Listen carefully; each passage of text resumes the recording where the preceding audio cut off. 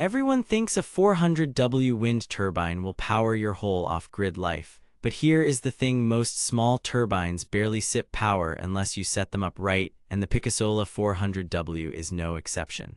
I tested it for a month on a proper mast with a shunt and anemometer, and the surprising truth is this: it can be a steady trickle charger and sometimes a genuine workhorse, but only in the right wind and with realistic expectations. If your plan was mounted on a short pole behind the garage and run your cabin, you will be disappointed. But if you play to its strengths, it does something solar cannot: make power at night and in winter storms. Stick around, because what I found might save you a lot of frustration. Before we dive into what I discovered, quick heads up: if you are already convinced and want to grab it at the best price, I linked it below. It has been hovering around $269.99 with a 3.5-star rating as of filming. But hang on, because a few details about setup and wind speed will make or break your results. Here is the setup. I needed a real off-grid buffer for a small coastal cabin. Solar is great, but winter on the coast means short days, cloud cover, and wind that loves to whistle at 2 a.m. I have tried 2 bargain turbines before. One howled like a siren and produced 20 watts on a good day. The other ate its bearings within weeks. So when I unboxed the Pikasola 400W with its nylon carbon fiber blades and permanent magnet generator, I was skeptical. The listing promises a 2.5 ms startup and low vibration, suitable for boats, RVs, and cabins. I wanted a nighttime trickle that would keep my 12V200Ah battery bank from sagging. Emotional stakes: tired of babying batteries and running a generator at midnight. I needed something that actually worked when the sun did not. For testing, I installed it on a 30-foot mast in an open area about 200 feet from trees and buildings. No rooftop turbulence. I wired it with 10 AWG to a 12V AGM bank, monitored through a Victron shunt, and logged wind with a cup anemometer at hub height. The included controller is a basic 3-phase rectifier with dump load brake and auto stop in high winds. Day 1 to 7, light winds 4-8 mph. The rotor would start spinning around 5-6 mph, which aligns with the 2.5 ms spec, but power was a trickle, 315 watts. Enough to offset standby loads, not much more. But then the coastal fronts rolled in. On days with 9-14 mph average wind, I saw 20-80 watts most of the time, with bursts over 100 when gusts hit 15-18 mph. Noise at 20 feet measured about 45 dB with a phone meter, noticeable but not obnoxious, a soft hiss. Vibration was minimal once I balanced the blades and used thread locker on the hub bolts. Important detail: the kit does not include a mast, so a rigid guide pole matters a ton. But then the real test: a blustery evening with sustained 18-22 mph and gusts to 26. The Pikasola came alive. I logged peaks at 230 watts and a steady 120-180 watts for over an hour.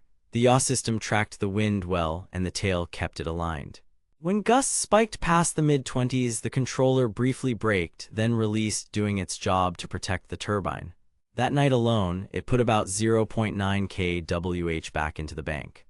For a sub-$300 turbine, that is respectable, but here is where it gets interesting. In messy, turbulent wind near buildings, output tanked. I moved the mast temporarily to a backyard spot 10 feet above a roofline as a torture test. Even with similar average speeds, the power graph looked like a heart monitor. Big swings, frequent braking, average under 30 watts.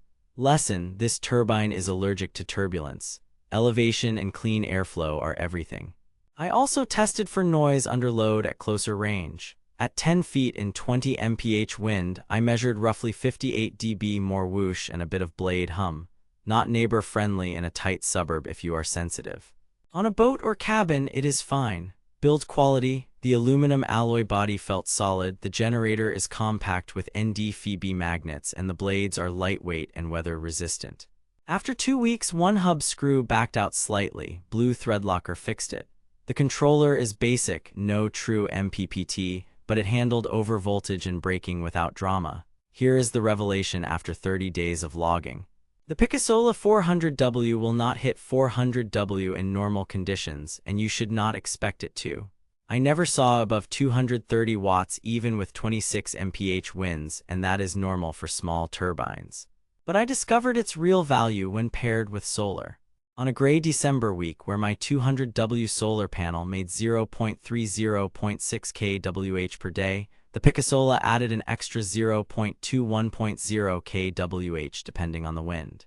It covered nightly parasitic loads, kept batteries topped while the panels slept, and reduced generator runtime by half. That was the surprise. It is not a primary power source, but as a night and storm specialist, it earns its keep. Comparisons: for the same money, a 200W solar kit will often produce more daily energy in sunny climates, but solar goes to sleep at sundown and sulks in storms. If you live coastal on a hill or in open plains with average winds over 10-12 mph, this turbine fills the gaps. If you live in a wind shadow or plan to stick it on a short pole behind a house, skip it and spend on more solar. The 3.5-star rating makes sense. People with clean wind love it. Users in turbulence blame the turbine. Too good to be true factor. The claimed 2.5 ms startup is valid for spinning, not for meaningful charging. Expect real charge above 5-6 ms and you will be happier. Now that you know where it shines, here is the next step. Get it set up before windy season and before prices creep up. I dropped the best current deal in the description, plus links to a mast kit, guy wires, and a manual brake switch. Those add-ons are what turn decent performance into reliable performance. Bottom line, I recommend the Pikasola 400W wind turbine for cabins, boats, and RVs that park in windy, open locations, especially coastal or hilltop sites. It is a solid nighttime companion to solar, not a standalone power plant. Who should skip it? Urban rooftops, wooded valleys, and anyone expecting 400W on demand. Who should buy it? Off-grid tinkerers who can give it height, clean wind, and a proper battery bank. Set it up right, manage expectations, and it quietly does what solar cannot. Real wind, real watts, no magic, just physics.